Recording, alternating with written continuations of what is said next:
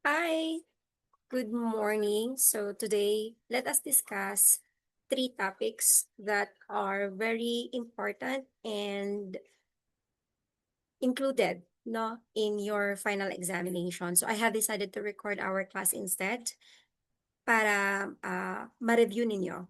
Okay? So this day, we are going to discuss net present value, trade-offs, and cost-benefit analysis. These three are methods used in environmental economics. So let's discuss first the net present value.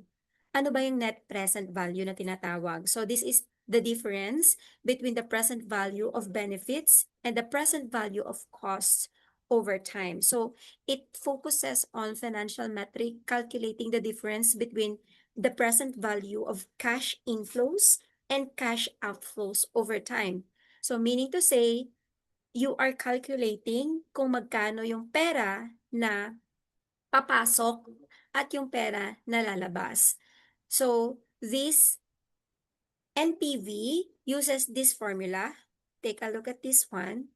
So, the NPV is equivalent to the summation of cash inflow over open and close parenthesis 1 plus R close parenthesis times T, whereas I is the, uh, I'm sorry, where R, no? Yung nakikita ninyo dito, yung naka-close parenthesis, no? One is constant plus the rate or the discount rate na tinatawag. And T, kita ninyo itong nasa labas, no?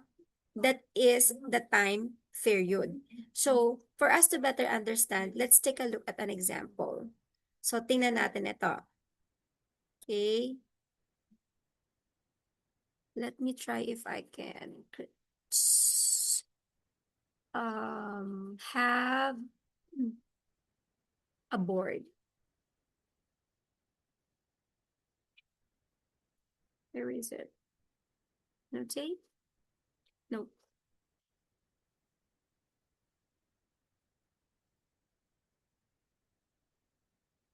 I want to write.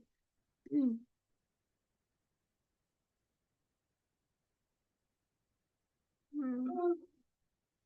moment.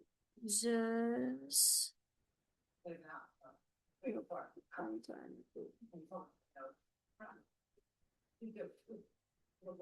one moment. So let's take a look at the example.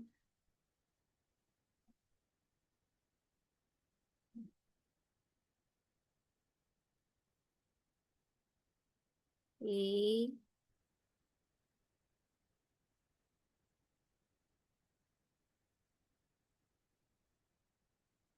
Ayan. More households.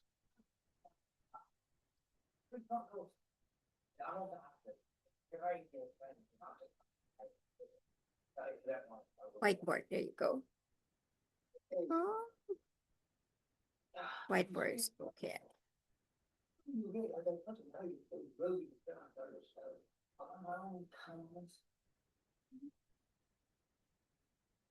Okay, I'm trying to show you the whiteboard. It's loading. All right.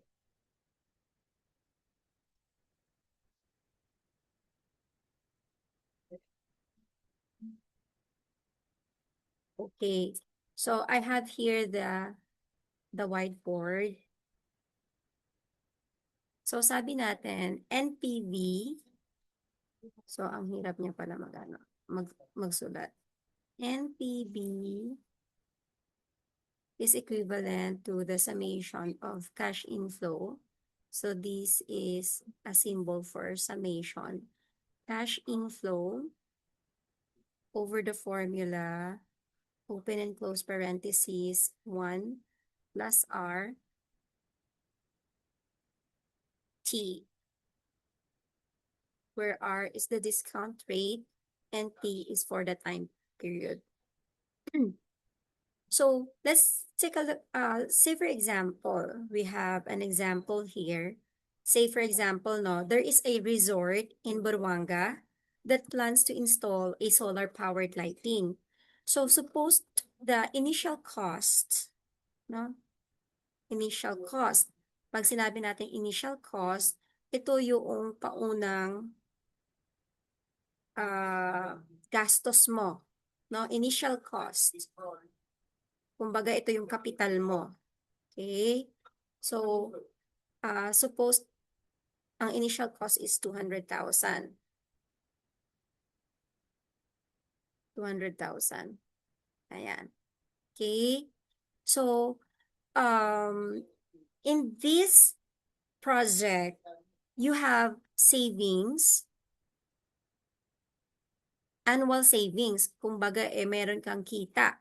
Annual, meaning to say, yearly, no? Kada taon, meron kang savings na, say for example, 70,000. 70K. No? Pero, sa annual savings mo na yan, meron kang tinatawag na annual maintenance. No? Kung meron kang annual na kita, syempre, meron kang maintenance. Hindi naman pwedeng walang maintenance yung mga project. No? Ito yung mga nagagastos mo. Okay? So, maintenance, example, meron kang 10K annually. No? 10K. So I'm writing all our data, no? I'm writing all the costs involved in the project. Ngayon, assuming that we have this project will have a discount rate of 10%, no? 10% yung discount rate. It's very hard to write since I don't have a what do you call it? Pen, no? So, and then, assuming again that the project life or kung gaano katagal yung project mo ay magtatagal ng 5 years. 5 years lang, assuming, no? 5 years. So ngayon, i-review ulit natin. So your project na solar powered lighting ay may initial cost na 200,000 and then may annual savings ka or kita ka out of this solar powered lighting na 70,000. And then, meron kang annual maintenance na 10,000. Ngayon, ang assumption natin is this will have a discount rate of 10%.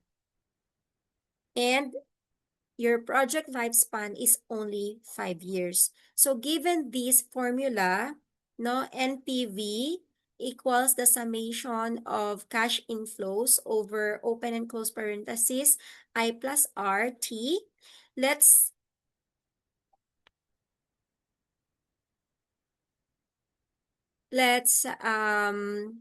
tawag dito.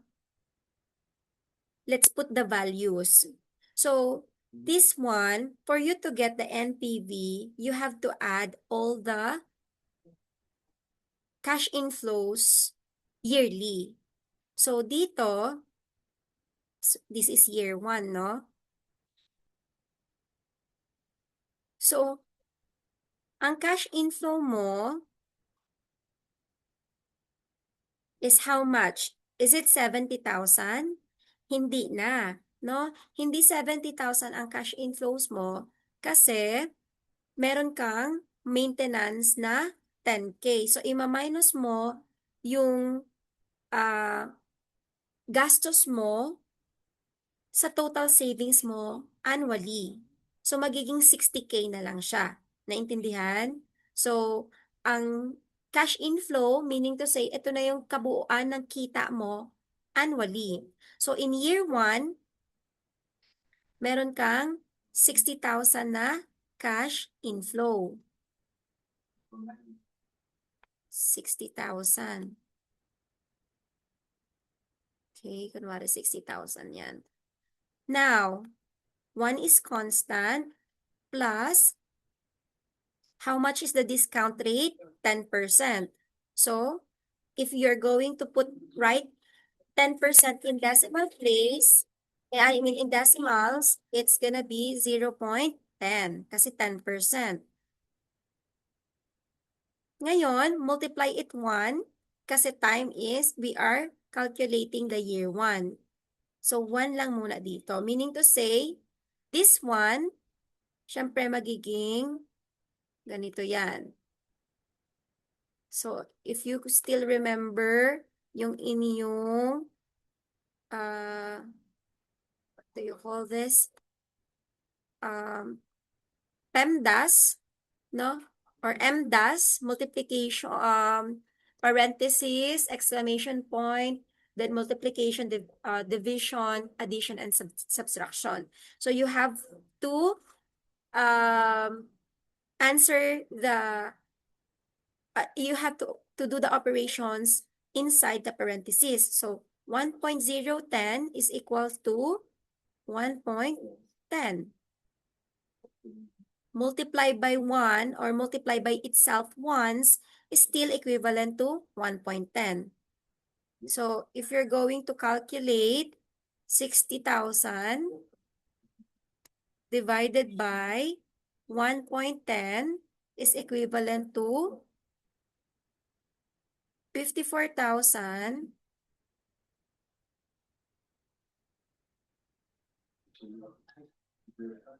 Pwede ba ako mag-type? Oh, I can type. I know I cannot. Kasi ang hirap. Gusto ko sana i-type na lang. Anyway, no. I want to go back.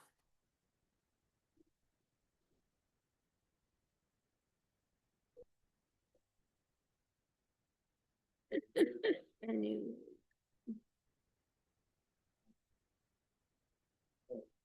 balik tayo. Ay, ayun. So, pwede ako mag-type. I know. Huwag na nga.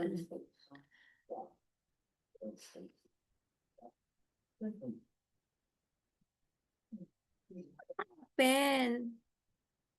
Oh. So, 54.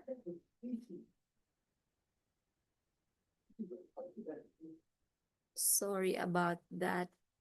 Ayan. Balik ako sa pen kasi hindi ko na rin hindi ko rin siya ma-type. So 54,000. Oh, what is that?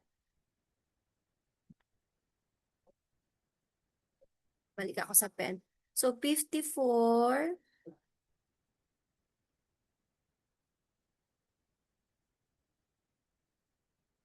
54,000 545 545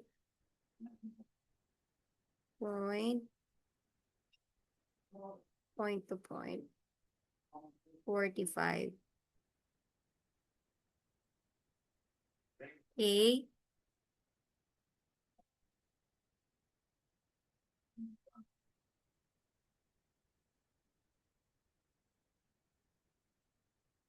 Again, so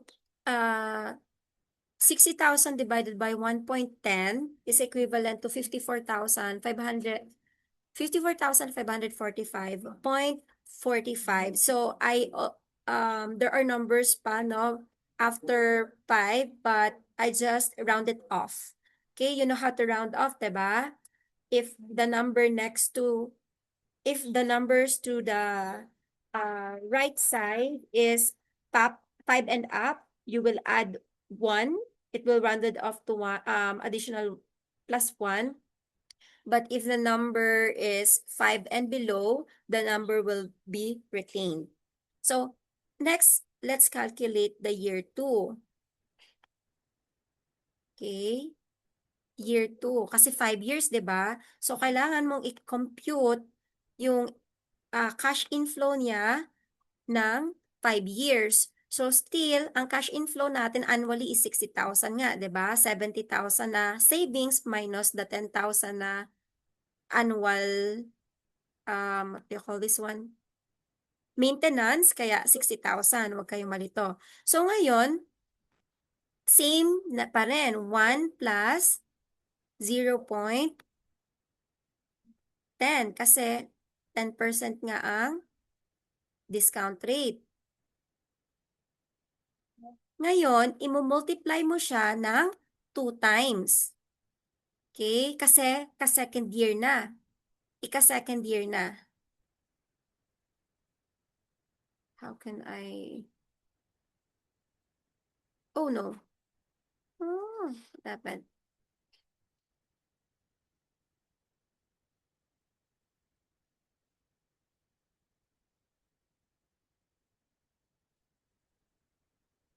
Okay, let me go back.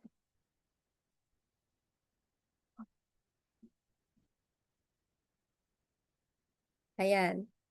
Okay? So, 1 plus 0.10 is 1.10, no? So, imumultiply mo siya ng dalawang beses. 1.10 times 1.10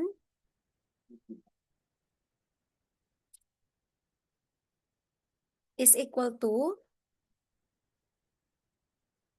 1.21, no? So, 1 magiging 1.21 siya. So, i-divide mo ngayon si 60,000 sa 1.21. And the answer is, may point to ha, hindi masyado makita.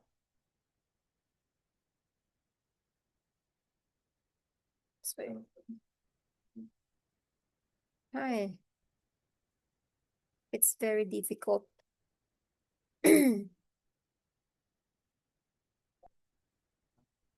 1.21. So 60,000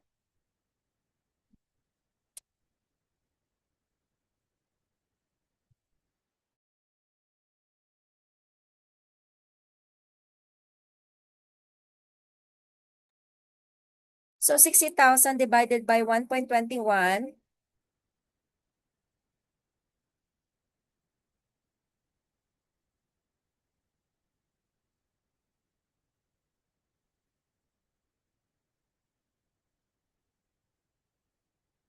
$60,000 divided by 1.21 is 49,586. This is equivalent to 49.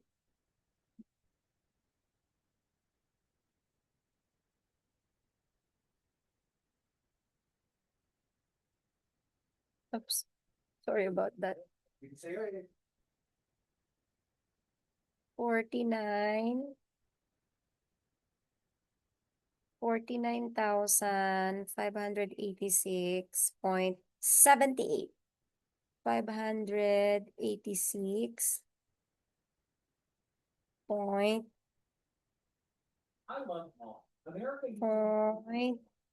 78. It's very difficult to write. Anyway, the complete answer is 49,586.77685950,413. So again, to make it consistent, let's round off into decimal places. So since the number after 7 is 6, we are going to round it off into 0.78. Okay, so that's the year 2. Year 3, ganun ulit. So magbabago lang dito sa discount rate kasi you are going to multiply it 3 times na, no? So hindi ko na ilalagay lahat yung process, no? It's very difficult to write.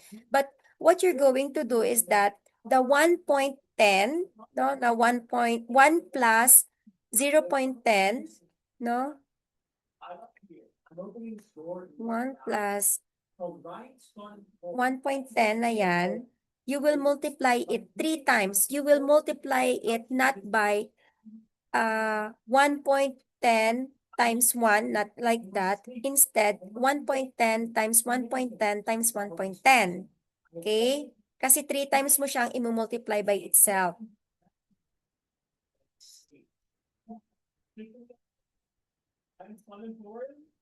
So, magiging 60,000 divided by, kanina 1.21, no? It's very difficult. Magiging 0.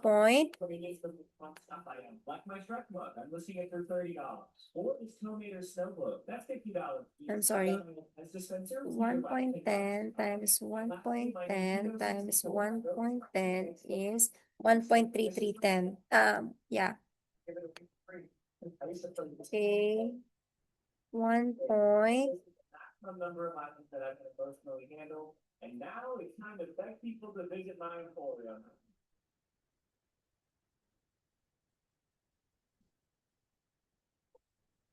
This might be a little harder than I thought. 1.331. And the answer for that is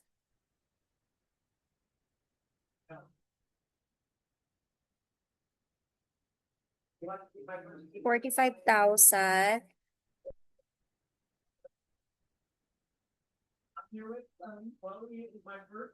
0.78.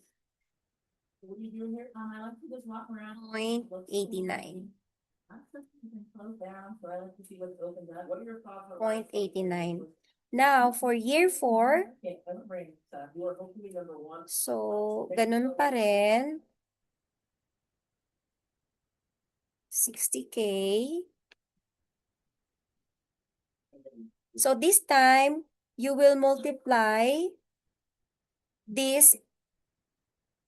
You will multiply 1.10 4 times by itself, no? So 1.10 times 1.10 times 1.10 times 1.10. The answer is 1.4641.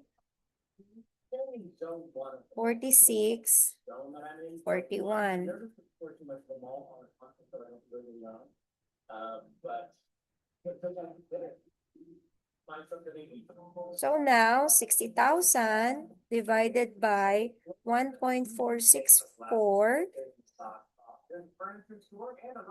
is equivalent to 40,983.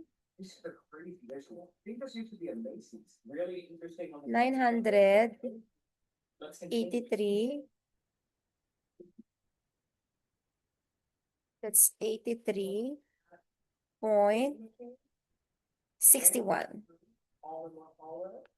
Okay, so last one na lang kasi hanggang 5 years daw yung lifespan ng project, no? So, ang 1.10, i-multiply mo siya sa kanyang sarili 5 times. No? So, ang 60K divided by, so 5 times again na 5 times mo nang i-multiply yung 1.10 sa kanyang sarili. Year 5 na kasi tayo. So 1.10 times 1.10 times 1.10 times 1.10 times 1.10. So it is 1.6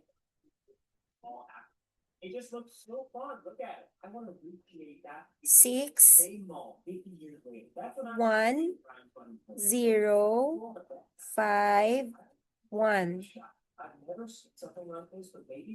Ngayon, i-divide, i-divide natin ito sa, i-divide natin ang 60,000 sa 1.6 1.61051. And the answer is 37,255. 37,255. Kaya na ba? Mamaya na. Point 28. Okay, I just rounded off to 8 kasi the next number is 9. Okay?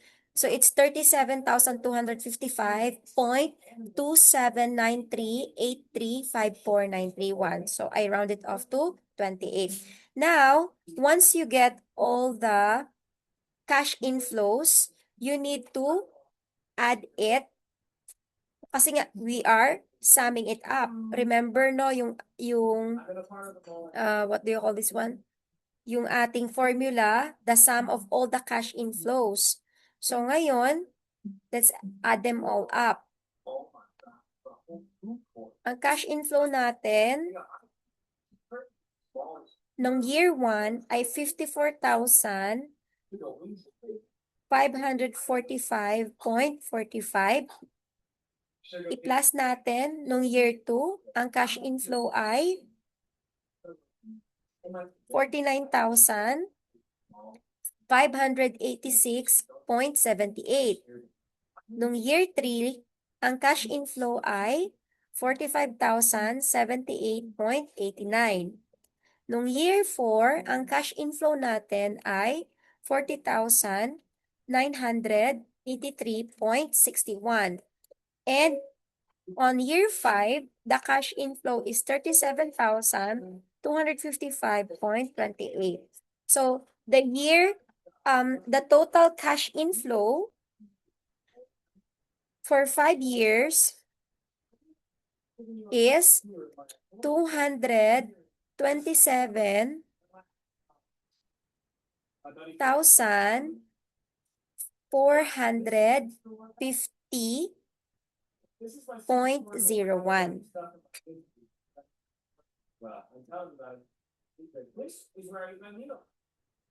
Now, sabi natin, we are going to, sorry, let's go back to, so you are going to subtract the cash inflows to your initial savings. Magkano nga yung initial savings natin? 200,000. Ito yun, oh, na initial savings. Initial cost, I mean. Okay? So, after getting the cash inflows for 5 years, you have to minus it to your initial cost na 200,000.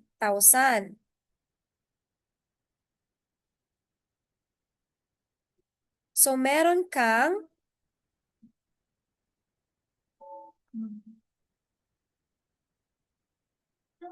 sorry, this is already now your NPV.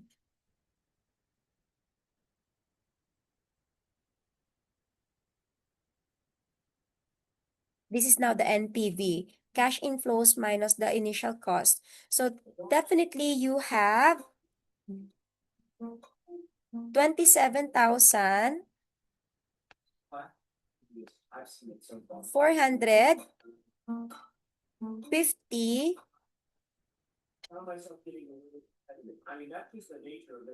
point 01.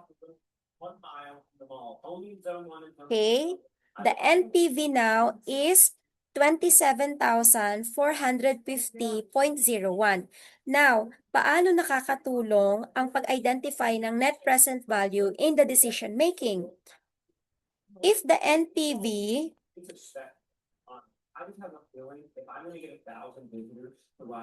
is greater than 0,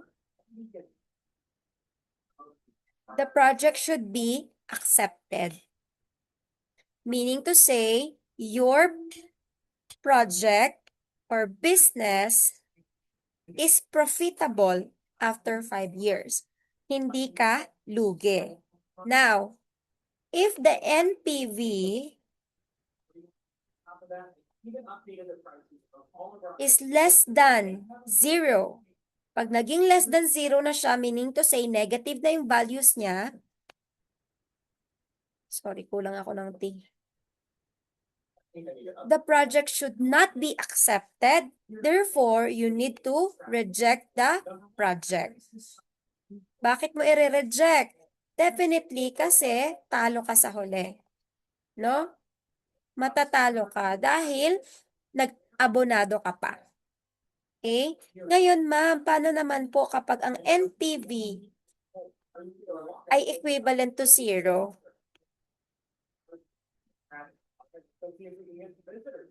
No? Naging equivalent to 0 ang NPV. Ngayon, magiging, it will be now your decision whether you will push through the project or you are not going to stop. No? Break even na kasi siya. Wala kang kita, wala kang, what do you call this one? Wala kang kinita. Kung magkano yung ininvest mo, ay ganun din yung kinita mo. So, parang, kung baga nagpagod ka rin ng oras, nagpagod ka and then nagsayang ka lang din ng oras. So, technically, talo ka pa rin kung break even. No? So, you can neither proceed or stop the project now. So, ang gusto natin sa NPV na makuha ay more than 0 yung kanyang values. Nakuha? So, as for your assignment to be submitted, I will just create a Google form, and then for me to check if you understand our topic in NPV, there will gonna be a problem through Google form, and I will send you the link sa ating GC. Let me know if you have any questions or clarifications. I think we will just end our discussions here. We will discuss na lang the two other tools, the trade-offs and what do you call this one? Trade-offs and cost-benefit analysis when we have our face-to-face classes. I would just like to discuss this since hindi tayo nakapag-meet kahapon so that you can practice on yourself, on your end as well. Okay? So, yun lang. This is about our topics in NPV and I hope you have learned something. I'll send you the link for your assessment today. Thank you.